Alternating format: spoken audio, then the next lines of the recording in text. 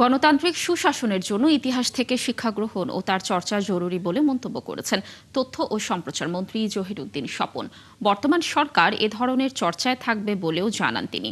মঙ্গলবার সকালে রাজধানীর সিরজাপ মিলনায়তনে ডিবেট ফর ডেমোক্রেসির চেয়ারম্যান হাসান আহমেদ চৌধুরী কিরণের একটি বইয়ের মোড়ক উন্মোচন অনুষ্ঠানে তিনি এ মন্তব্য করেন।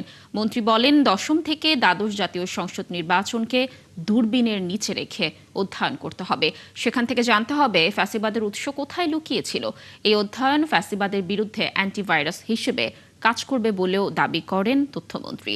তিনি আরও বলেন, আদালতের সিদ্ধান্ত আসার আগ পর্যন্ত তত্ত্বাবধায়ক সরকার ব্যবস্থাটি মীমাংসিত নয়। তবে জনগণের চাওয়া দল নিরপেক্ষ তত্ত্বাবধায়ক সরকার ব্যবস্থা, এটিকে সাংবিধানিকভাবে পুনঃপ্রতিষ্ঠায় কাজ করবে বিএনপি।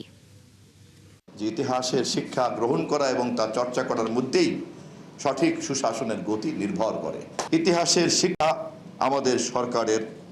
আমাদের সরকার লাগাতারভাবে চর্চা করবে, কারণ আমরা জানি এই শিক্ষার মধ্যেই সেই পথ নিহিত, যেই পথে আমরা ফিরে দেখা সময়ের আলোকে অবাধ দল নিরপেক্ষ তত্ত্বাবধায়ক সরকার ব্যবস্থাকে